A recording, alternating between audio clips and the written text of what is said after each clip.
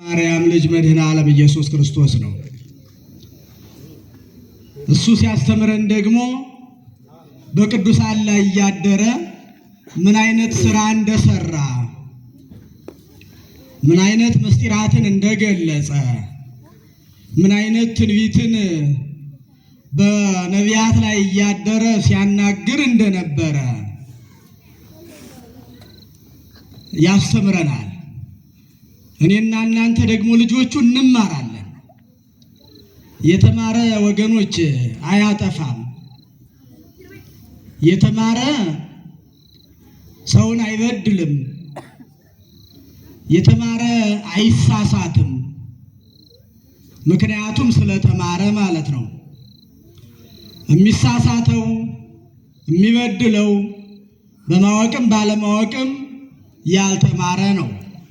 ስለ እግዚአብሔር ሕልውና ስለ ሀልወተ እግዚአብሔር የማያውቅ እግዚአብሔር እንደሚመራውና እግዚአብሔር እንደሚያስተዳድረው በእግዚአብሔር ውስጥ እንደሚኖር ያልተገነዘበና ወይም ደግሞ ያልተነገረው ወይም ያልተማረ ነው እና ስለዚህ እኔና እናንተን እሱ ያስተምረናል።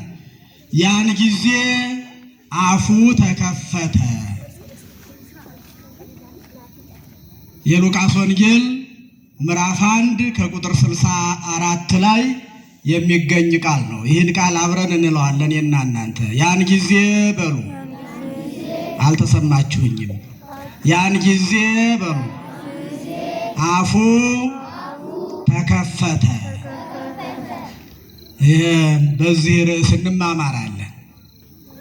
እንግዲህ ከተነገረም ከተተረጎመም ከተተገበረም ብዙ ዓመታት ተቆጥረዋል።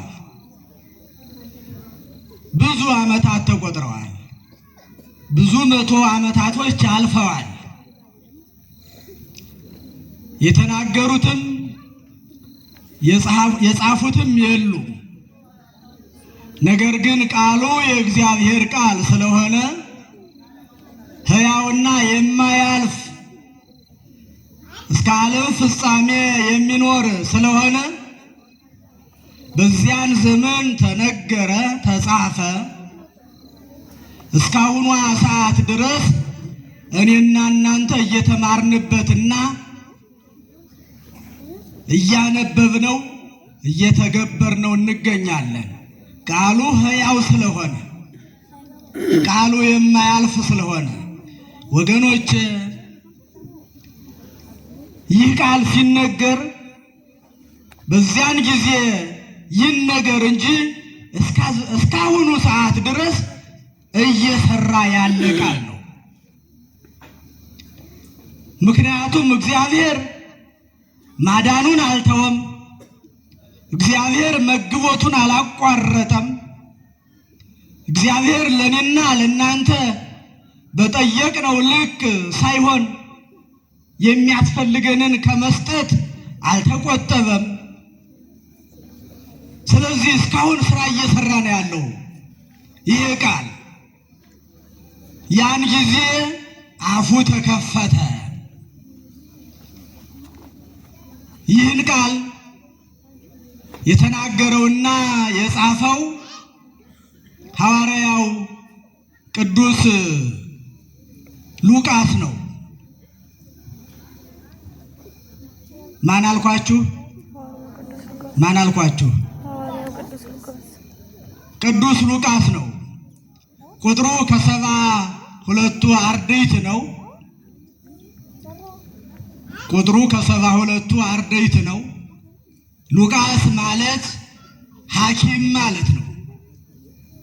አቃቤ ሥራይ ይለዋል መጽሐፍ። ሐኪም የሰዎችን ሕማመ ሥጋን የሚቆጣጠር የሚፈውስ፣ ሕማመ ሥጋቸውን የሚቆጣጠር የሚያድን የሚፈውስ ማለት ነው። ሉቃስ ማለት ሐኪም ነበረ። ሰዎችን እያከመ ከበሽታቸው የሚገላግል በሽታቸውን የሚያስወግድ ሐኪም ነበረ። ነገር ግን ሕክምናው ሥጋዊ ነበረ። ሕክምናው ሥጋዊ ነበረ በዚያን ጊዜ የነበረው። አሁን ግን የነፍስ ሐኪም ነው። የምን ሐኪም አልኳችሁ? የነፍስ ሐኪም። ሥጋዊውን ሕክምና መንፈሳዊ ብቃት ኖራቸውም አልኖራቸውም፣ ፈሪሃ እግዚአብሔር ኖራቸውም አልኖራቸውም በተማሩት ሥጋዊ ትምህርት መሰረት ያክማሉ፣ ይፈውሳሉ። አሉ ምድራውያን ሐኪሞች አሉ፣ ብዙዎች ዶክተሮች አሉ። በተማሩት መሰረት ምንም ጥበቡ የእግዚአብሔር ቢሆን ጥበቡን የሰጠ ጥበቡን የገለጸ እግዚአብሔር ቢሆንም ነገር ግን እግዚአብሔር ምድራዊውን ሕክምና ይህን ሥጋዊውን ሕክምና ሀለወተ እግዚአብሔርን የማያውቁትም የሚያውቁትም ይሰጣሉ። ነገር ግን የቅዱስ ሉቃስ ሕክምና ከዚህ ለየት ይላል። የድሮ ሥጋዊ ሕክምና ቢሆንም የአሁኑ ሐኪምነቱ ነፍሳዊ ነው። ነፍስን የሚያክም ወገኖች እንደነገርኳችሁ ነው። ሥጋን በመርፌ ሲወጉ ደምስሩ ተፈልጎ ደምስሩ ታይቶ በሽታው ተለይቶ የሚያስፈልገው መድኃኒት የሚፈውሰው የበሽታውን አይነት አይተው ይሰጡታል። የሚከብደው የነፍስ ሕክምና ነው። ምክንያቱም ነፍስ አትያዝም፣ አትጨበጥም፣ አትታይም፣ አትዳሰስም። እሷን ማከም ይከብዳል። እሷን መፈወስና ማከም የሚችሉት ፈሪሃ እግዚአብሔርን የሚያውቁት በቅዱስ መንፈስ የተቃኙት ጸጋ እግዚአብሔር ያላቸው ጥበበ እግዚአብሔር ያልተለያቸው መንፈሳውያን ሐኪሞች ናቸው። ብዙዎች መንፈሳውያን ሐኪሞች ነበሩን፣ አሁንም አሉን፣ ወደፊትም ይኖራሉ። ነፍሳችን የሚያክሙ እንደ ሐኪሙ እንደ ሉቃስ።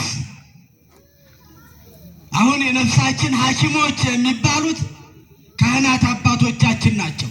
እነማን ናቸው አልኳችሁ? እስኪ ሁላችሁም ተናገሩት። እነማን ናቸው የነፍሳችን ሐኪሞች? ካህናት አባቶቻችን። እና ስትታመም ነፍሳችን ስትጨነቅ ነፍሳችን ከእግዚአብሔር በመለየት በሽታ ስትታመም ውስጧ ሲረበሽ እንደዚህ እንደ ምድራውያን ሐኪሞች አባቶቻችን ካህናት ላብራቶሪ አዘጋጅተው ደም ከሰውነታችን ላይ ወስደው መርፌ አዘጋጅተው ወይም ሽሮፕ ወይም እንክብል አዘው አይደለም የሚያክሟት ነፍሳችንን። ልጄ ወለተ ማርያም ወይም ገብረ ማርያም ምን አጥፍተሃል? ምን በድለሃል? የነፍስህ በሽታ ምንድን ነው? ነፍስህ የታመመችው ምንድን ነው? ከእግዚአብሔር ጋር የተለያየው፣ ከእግዚአብሔር ቤት የራከው፣ ጸበሉን የማትጠጣው፣ እምነቱን የማትቀባው፣ ሥጋው ደግሞ የማትቀበለው፣ የማትጾመው ለምን ነው ይሉና ከንስሐ ልጆቻቸው ጋር ተገናኝተው አባቴ ይሄ ነው ከእግዚአብሔር የለየኝ የነፍሴ በሽታ የነፍሴ ሕመም ይሄ ነው ብላችሁ እናንተ እኔም እንናገራለን ለአባቶቻችን፣ ለንስሐ አባቶቻችን፣ ለነፍስ አባቶቻችን እንናገራለን። የነሱ ሕክምና፣ የነሱ እንክብል፣ የነሱ መርፌ ጾም፣ ጸሎት፣ ስግደት፣ ምጽዋት ይህንን እንታዘዛለን። እናንተ ይህንን እንፈጽማለን። የታመመችው ነፍሳችን በሕይወት እንድትኖር መድኃኒት ወሰደች ማለት ነው። ይህን ያደረገ የሰራዊት ጌታ እግዚአብሔር አምላካችን ስሙ የተመሰገነ ይሁን። ይህ አይነት ነው ታዲያ ሉቃስ የዚህ አይነት ሐኪም ነው። አሁን ላይ የዚህ አይነት ሐኪም ነው። በመስቀሉ የሚፈውስ እጁን ጭኖ የሚያድን በጸበል አጥምቆ ለነፍስና ለስጋ ፈውስን የሚሰጥ እንዳልኳቸው ነው። ቀደም ምድራዊ ሐኪሞች ስጋን እንጂ ነፍስን አይፈውሱም ብያቸዋለሁ። ካህናት አባቶቻችን ሰማያውያን ሐኪሞቻችን ግን በነ ቅዱስ ሉቃስ እግር የተተኩት ነፍስንም ስጋንም ይፈውሳል። በምን? በጾም፣ በጸሎት፣ በስግደት፣ በምጽዋት፣ በጸበሉ፣ በእምነቱ፣ በመስቀሉ፣ በስጋ ወደሙ ይፈውሳሉ። ስለዚህ ከምድራውያን ሐኪሞች፣ ከምድራውያን ዶክተሮች፣ ከምድራውያን ፕሮፌሰሮች ሰማያውያን ሐኪሞቻችን እጅግ ይበልጣሉ። ስለምን? ነፍስና ስጋን ስለሚፈውሱ። ምንና ምንን ስለሚፈውሱ አልኳችሁ? ነፍስና ስጋን ስለሚፈውሱ፣ ሁለቱን በአንድ አድርገው ስለሚያድኑ፣ ከእግዚአብሔር ጋር ሳንርቅ፣ ከእግዚአብሔር ቤት ሳንወጣ በእግዚአብሔር ቤት እንድንኖር፣ በሕይወት እንድንኖር ስለሚያደርጉን ሰማያውያን ሐኪሞቻችን ካህናት አባቶቻችን ይበልጣሉ እና አቃቤ ሥራይ ይባላል ቅዱስ ሉቃስ። ሁለተኛ ስሙ ትንሣኤ ይባላል። ትንሣኤ ማለት ለስብከት የሚነሳሳ የሚፋጠን ማለት ነው። ለስብከተ ወንጌል ብዙ አይነት ስብከት አለ። ለስብከተ ወንጌል የእግዚአብሔርን ቃል ለማስተማር፣ የጠፉትን ለመመለስ፣ ኃጢአተኞችን ከኃጢአት ወደ ጽድቅ ለመመለስ፣ ከሲኦል ወደ ገነት፣ ከባርነት ወደ ነፃነት ለመመለስ የሚፋጠን ስለሆነ ሉቃስ ቅዱስ ሉቃስ ትንሣኤ ይባላል። ቅዱስ ሉቃስ ሌላም ስም አለው እና ይሄ ቅዱስ ሉቃስ ጻፈልን ይሄንን ቃል። ያን ጊዜ አፉ ተከፈተ። የጻፈው ለደቀ መዝሙሩ ለቴዎፍሎስ ነው። ይሄ ቴዎፍሎስ የሚባለው ደግሞ የእስክንድርያ ንጉሥ ወይም ገዥ ነበረ። ለሱ ሊያስረዳ፣ ስለ እግዚአብሔር ቃል በጥልቅ ሊያስተምር፣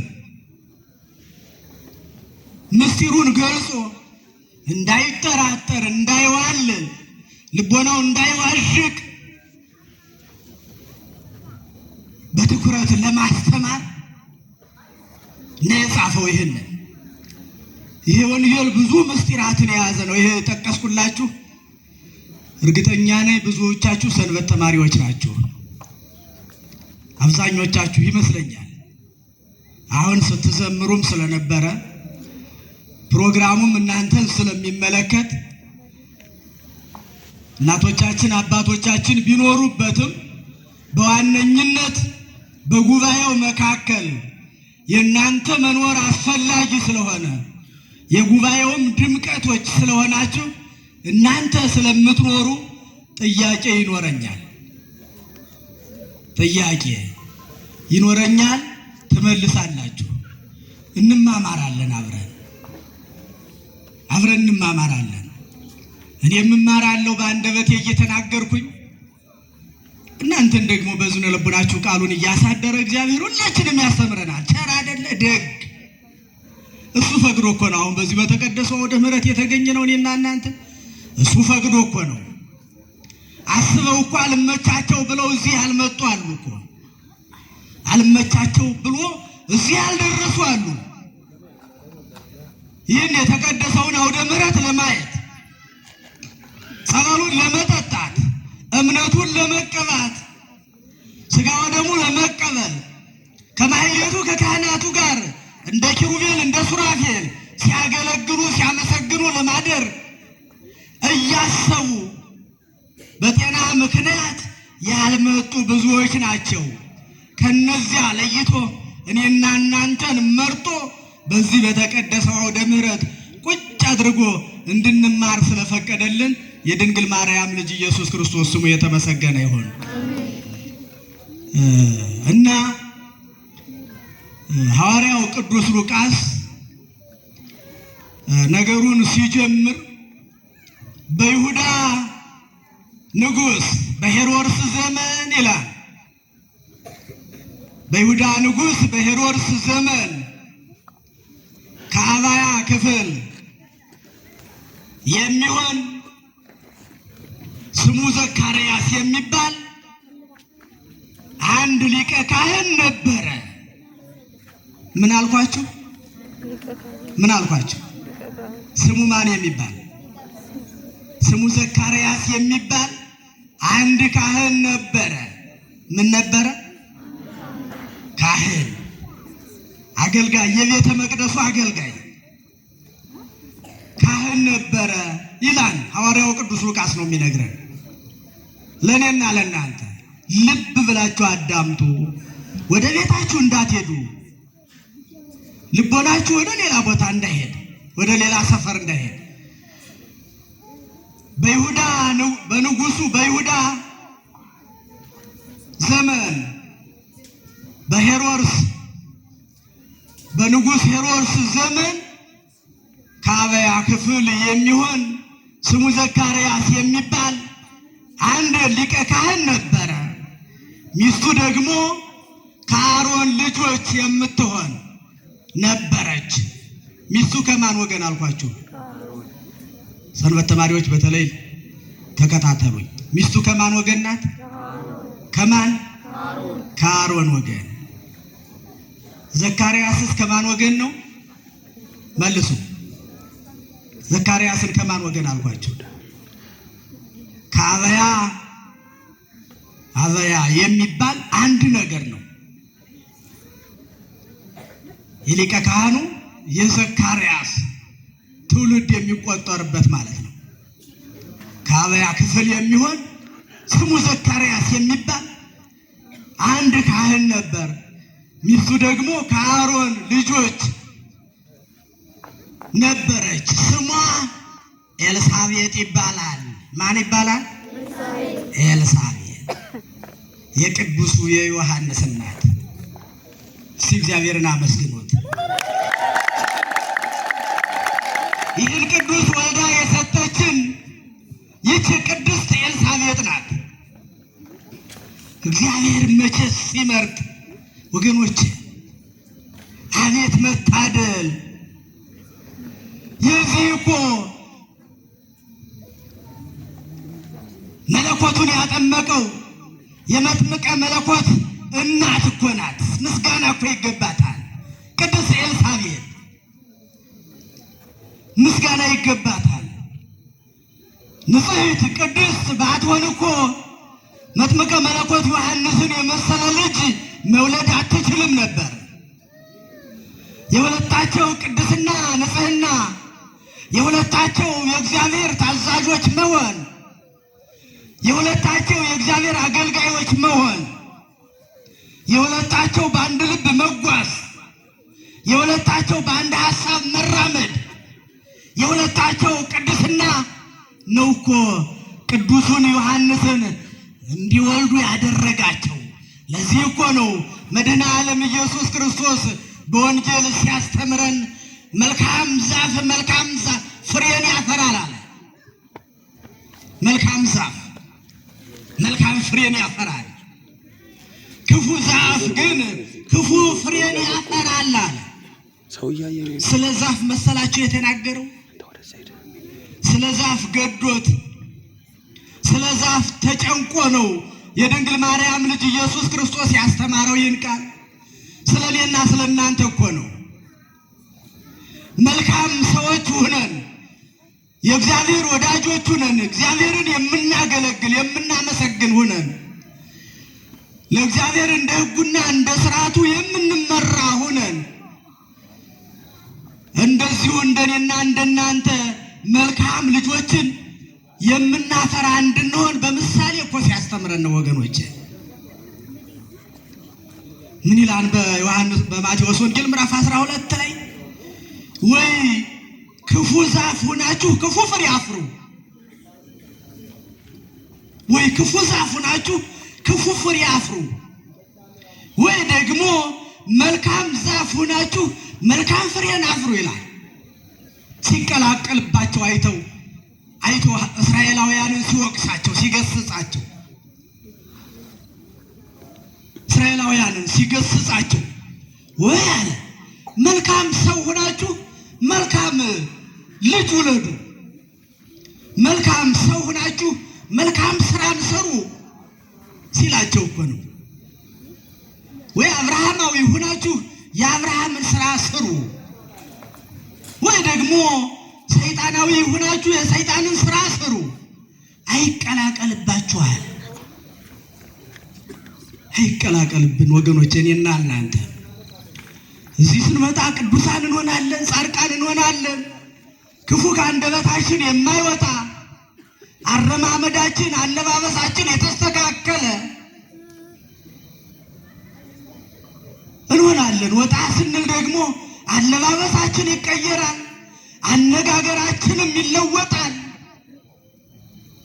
ይቺ ክርስቲያን ናት እንዴ? ይሄ ክርስቲያን ነው እንዴ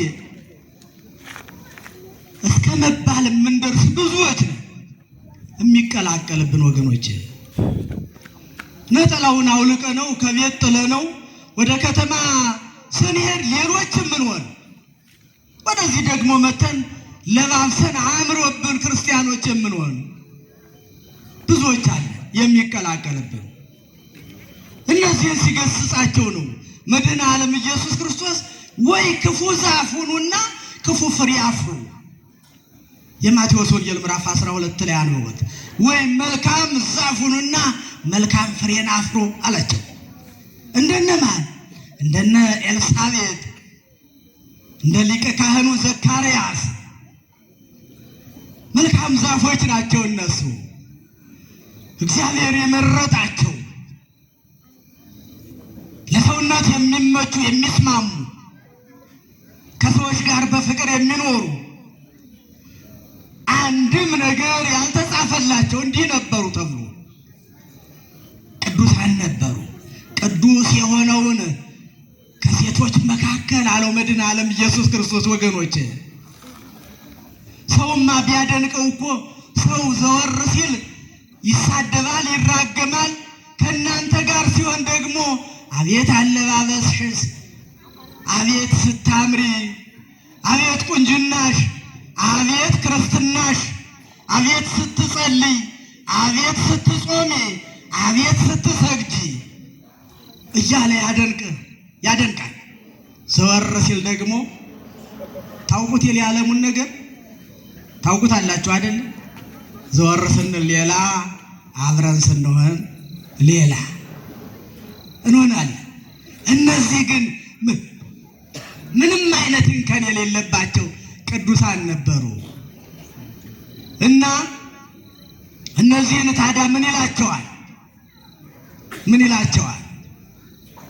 ሐዋርያው ቅዱስ ሉቃስ ሚስቱም ኤልሳቤጥ ስሟም ኤልሳቤጥ ይባል ነበር። ነገር ግን ልጅ አልነበራቸውም ነበር ይላል። ምን አልነበራቸውም? ልጅ አልነበራቸውም ነበር። ሁለቱም መካኖች ነበሩ ይላል። ሁለቱም መካኖች ነበሩ ይልና ቅዱስ ሉቃስ በሁለት ሁለቱም ይላል እንደ እግዚአብሔር ሕግና ትእዛዝ ሁሉ እንደ እግዚአብሔር ሕግና ትእዛዝ ሁሉ ያለ ነቀፋ በእግዚአብሔር ፊት ይሄዱ ነበረ። እስኪ ይህን ቃል አብረን እንበለው ወገኖቼ። ሁለቱም በሉ እንደ እግዚአብሔር ሕግና ትእዛዝ ሁሉ ያለ ነቀፋ በእግዚአብሔር ፊት ይሄዱ ነበር። መታደል ነው ይሄ እግዚአብሔር ሲመርጥ። አሁን በዚህ ሰዓት እኔና እናንተ እንደነሱ መሆን እንችላለን። ወደፊት እስካሁን እንኳን በኃጢአት የተዘፈቅን ንስሐ ያልገባን እግዚአብሔርን ያሳዘን ብንኖር ከዚች ሰዓት ጀምሮ ለራሳችን ቃል ገብተን ለንስሐ አባቶቻችን ያጠፋነውን የበደልነውን ተናግረን እንደነዚህ ቅዱሳን ሆነን መቀጠል እንችላለን ወገኖቼ። ይህን የፈቀደልን የሰራዊት ጌታ እግዚአብሔር ስሙ የተመሰገነ ይሁን። አመስግኑት እስኪ። እንችላለን። ምንም የሚገድበን ነገር የለም ከኃጢአት መስራት በቀር። ኃጢአት መስራትን፣ እግዚአብሔርን ማሳዘንን፣ ሰውን መበደልን አቋርጠን በንስሐ ሕይወት የምንመላለስና የምንንቀሳቀስ ከሆን እንደነዚህ ቅዱሳን መሆን እንችላለን። ብዙዎች እኮ ከኃጢአት ተመልሰው ነው ንጹሐን የተባሉት። ከኃጢአት ተመልሰው በይቅርታ ውሃ ታጥበው በንስሐ ውሃ ተጠምቀው ከዚያ በኋላ ነው እኮ ቅዱሳን የተባሉ ብዙዎች። ከዚያ በኋላ ንጹሐን እኔና እናንተም እንችላለን። ተፈቅዶልናል። ለእኔና ለእናንተ ተሰጥቶናል። እግዚአብሔር ሲሰጥ ቸር ነው። ወደኋላ ዶክሜንት አያገላብጥም። እንደኔና እንደናንተ ኃጢአት አይቆጥርም። አስቀይመሃኛን ተመለስ፣ አንተንማ ይቅር አልልህም አይልም። እግዚአብሔር ቸር እኮ ነው።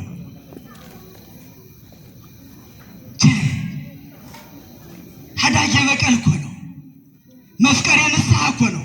ንስሐ የሚገቡትን እኮ እጁን ዘርግቶ የሚቀበል ቸር አምላክ ማን አለ እንደሱ? አቤቱ እንዳንተ ማን ብሎታል አባቶቻችን። እንዳንተ ማን ነው? በቸርነት በካህሊነት በኃያልነት እንዳንተ ማን ነው?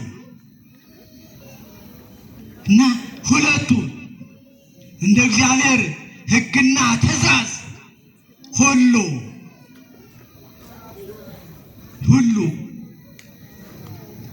በእግዚአብሔር ፊት ይጓዙ ነበረ ይልና ጻድቃን ነበሩ። በእግዚአብሔር ፊት ጻድቃን ነበሩ። በማን ፊት ወገኖቼ? በማን ፊት? ኧረ ንገሩኝ። በእግዚአብሔር ፊት ወገኖቼ። እዚህ ላይ ብዙ ልናየው የሚገባ ምስጢር አለ። በእግዚአብሔር ፊት ጻድቃን መሆን እጅግ ከባድ ነው። በሰው ፊት ይቻላል። አሁን እኔ እዚህ የተቀደሰው አውደ ምሕረት ቁሜ እያስተማርኩ ነው፣ እየተማማርን ነው። ስለ እኔ ውስጣዊ ምንነት እናንተ አታውቁም። ታውቃላችሁ እንዴ? አታውቁም። አዎ። እኔ ደግሞ ስለ እናንተ ማንነት ስለ እያንዳንዳችሁ አላውቅም። ማን ጻድቅ እንደሆነ፣ ማን ንጹሕ እንደሆነ፣ ማን እግዚአብሔርን አሳዝኖ በዚህ በተቀደሰው አውደ ምሕረት እንደተቀመጠ፣ ማን ቅዱስ እንደሚባል፣ ማን ደግሞ ኃጢአተኛ እንደሚባል እኔ አላውቅም። ሁላችንም አንዳቻችን አናውቅም። እግዚአብሔር ግን ያውቃል። ማን ያውቃል? እግዚአብሔር። በእግዚአብሔር ፊት ቅዱስ ሁኖ መገኘት ከባድ ነው። እግዚአብሔርን አስመስሎ ማለፍ አይቻልም። እግዚአብሔርን አስመስሎ ቅዱስ ሆኖ መጓዝ አይቻልም። እሱ ከባቴ አበሳ ስለሆነ ነው እንጂ ብዙዎቻችን ከበር የምንመለስ ብዙዎች ነበር። ከበር የሚመልሰን ማን? እግዚአብሔር አላቸው እኮ ሐዋርያትን። እናንተ ንጹሐን ናችሁ አላቸው። እናንተ ንጹሐን ናችሁ፣ ነገር ግን ሁላችሁም አይደላችሁም። አይገርምም? ንጹሐን ናችሁ አላቸው። ካላቸው በኋላ ነገር ግን ሁላችሁም አይደላችሁም። ማን ስለነበረ ነው? ይሁዳ በመካከላቸው ስለነበረ። ይሁዳ በመካከላቸው ስለነበረ ሐዋርያት ስለ ይሁዳ አያውቁም። የክርስቶስ ደቀ መዝሙር እንደሆነ ከክርስቶስ እግር ቁጭ ብሎ እንደሚማር ይሁዳ ሙት እስከ ማስነሳት ሕሙም እስከ መፈወስ ደርሶ ነበር። አይሰስት፣ እግዚአብሔር ሲሰጥ አይሰስትም። ቸር እኮ ነው፣ ለጋስ። እያወቀው እኮ ነው፣ እያወቀው የይሁዳን ማንነት ምንነት እያወቀው አብቅቶት ነበር። ነገር ግን ምን አለ? እናንተ ንጹሐን ናችሁ አላቸው ሐዋርያትን። ነገር ግን ሁላችሁም አይደላችሁም። እና እግዚአብሔር እኔና እናንተን ያውቃል።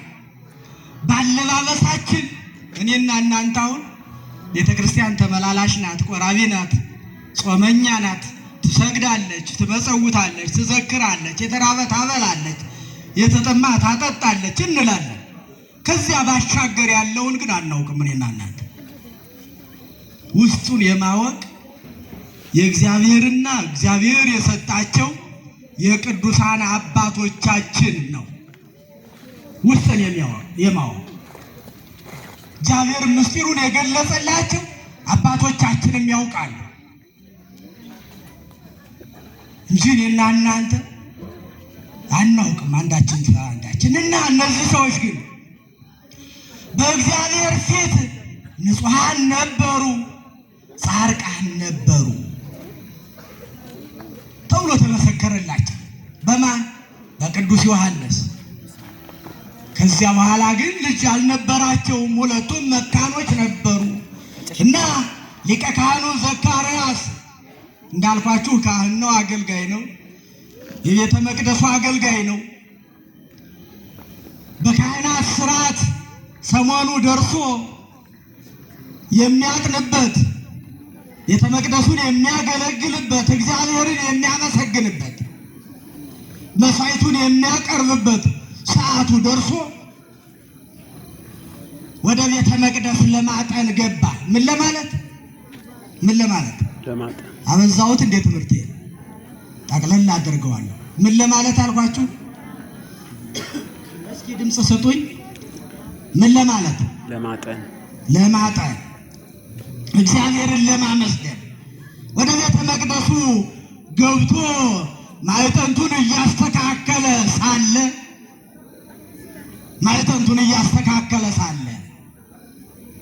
ከመሠዊያው በስተቀኝ በኩል አዲስ ነገር ተመለከተ። አይቶት የማያውቀው፣ ከዚያ በፊትም ያላየው፣ እስከዚያ ሰዓት ድረስ አይቶት የማያውቀው ሊቀ ካህኑ ዘካርያስ ተመለከተ። ከመሠዊያው በስተቀኝ ስንበቃ እኮ እንደዚህ ነው ወገኖች። እያንዳንዳችን ረድኤተ እግዚአብሔር ርቆን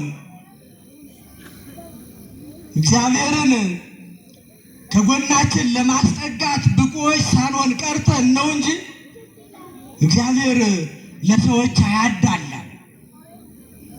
እሱን ለፈለጉት ሁሉ ይገለጣል። ቅዱሳን መላእክት ለፈለጓቸው ሁሉ ብቁ ሆነው ለሚያስተናግዷቸው ሁሉ ይገለጡ ነበር። በብሉይ ኪዳን ይታዩ ነበር። ነገር ግን ብቃት ያስፈልጋል። አይደለም ቅዱሳን መላእክት ወገኖች፣ ሰይጣንን እኔና እናንተ የሰይጣንን ተልእኮ እየፈጸምን ሰይጣንን ማየት አንችልም እኮ። ሰይጣንም እኮ የሚታየው በብቃት ነው። ቅዱሳን አባቶቻችን ያዩታን ሰይጣንን በብቃት በጸጋ እግዚአብሔር ያዩታን። ሲገርፉትም ነበር፣ ሲያሳድዱትም ነበር። እነ ተክለ ሃይማኖት እነ ገብረ መንፈስ ቅዱስ። ብቃት ግን ያስፈልጋል። እንኳን አይደለም የእግዚአብሔርን መልአክ ሰይጣንን ራሱ ማየት በብቃት ነው። በብቃት እግዚአብሔርን በፍጹም ልቦና በማምለክ ባለመጠራጠር፣ ባለመወላወል እግዚአብሔርን በፍጹም ልብ በመከተል ነው ማየት የሚቻለው። እና ከመሠዊያው በስተቀኝ በኩል አዲስ ነገር ተመለከተ ሊቀ ካህኑ ዘካርያስ፣ ሊቀ ካህናቱ ዘካርያስ እና ደነገጠ ይላል። ፈራ፣ ተጨነቀ፣ ተረበሸ። ምን አለው? ዘካርያስ ሆይ አትፍራ አለው። መልአኩ ቅዱስ ገብርኤል ነበረ። ማን ነበረ ወገኖቼ? በሉት እስኪ ስሙን ጥሩት። መልአኩ ማን? አይዟችሁ ጥሩት። መልአኩ ማን? አዎ፣ ሰይጣን ይጨነቃል፣ ይረበሻል። ስሙን መጥራት አይችልም። መጥራት ብቻ ሳይሆን ስሙ እንዲጠራበት አይፈልግም። መልአኩ ቅዱስ ገብርኤል ነበር ከመሠዊያው በስተቀኝ ቁሞ ለዘካርያስ የታየው። ፈራ ዘካርያስ፣ ተረበሸ፣ ደነገጠ። ዘካርያስ ሆይ አትፍራ አለው። ምን አትበል አለው? አትፍራ። አትፍሩ ይበለን ወገኖቼ። አሁንም አትፍሩ። ብዙ የሚያስፈሩ ነገሮች አሉ በዘመናችን። በሽታው በዝቷል፣ ችግሩ በዝቷል። ሁሉ ነገር አስፈሪ ሆኗል። ሁሉ ነገር ለሰው ልጆች የሚያስጨንቅ ሆኗል። አትፍሩ የሚለን ያስፈልገናል። አትፍሩ፣ አትጨነቁ፣ አለሁላችሁ፣ እኔ ከጎናችሁ ነኝ የሚለን ያስፈልገናል ለእኔና ለእናንተ በአሁኑ ዘመን፣ በአሁኑ ወቅት፣ በአሁኑ ጊዜ።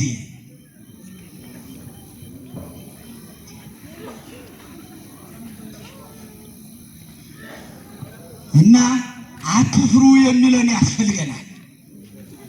አትጨነቁ፣ አትረበሹ የሚለን ያስፈልገናል። አትፍራ ዘካርያስ ሆይ አትፍራ አለው። ሲረበሽ፣ ሲደነግጥ፣ ሲጨነቅ አይቶ አትፍራ። እንዳልኳችሁ ነው። አትፍሩ የሚለን መልአክ፣ የእግዚአብሔር መልአክ፣ ጥሩ ነገር የሚያበስር፣ ጥሩ ነገር የሚነግረን፣ ሰላምን የሚያውጅልን፣ ጭንቀታችን የሚያስወግድልን፣ ለልቦናችን እረፍትን የሚሰብክልን መልአክ ያስፈልገናል ለእኔና ለእናንተ። ይህንን መልአክ የድንግል ማርያም ልጅ ኢየሱስ ክርስቶስ እንዲልክልን ቅዱስ ፈቃዱ ይሆነልን። ያን ጊዜ ምን አልኳችሁ? እስኪ በሉ። ያን ጊዜ ምንድን ነው ያልኳችሁ? ርዕሴ ምንድን ነው ያልኳችሁ? ዝም ብዬ ነው እንደ ደከምኩት። ያን ጊዜ በሉ እስኪ አፉ ተከፈተ ነው ያልኳችሁ። በዚህ ርዕስ እንግዲህ ምዕራፍ ብዙ ምስጢራት የተገለጹበት ሰፊ ምስጢር ያለበት ነው። ከድንግል ማርያም ጀምሮ የዮሐንስም የመወለዱ ምስጢር ረቂቅ ነው። የድንግል ማርያምም የመውለዷ ምስጢርም ረቂቅ ነው። ብዙ ምስጢራት የተገለጹበት ምዕራፍ ነው ይሄ። በዚህ ደቂቃ ማከናወንና መጨረስ አይቻልም። እንግዲህ ርዕሴን አልደረስኩበትም። ሰዓት ካለ ጧት ይጠቀልሉታል እያለኝ ነው መምህር ወንድሜ። ሰዓት ካለን ጧት እንማማርበታለን። እስካሁኑ ሰዓት ግን እግዚአብሔር አምላካችን ወዶና ፈቅዶ ይችን ሰዓት ባርኮ ቀድሶልን ስላስተማረን ዛሬም ዘወትርም ስሙ የተመሰገነ ይሁን። ይቆየን።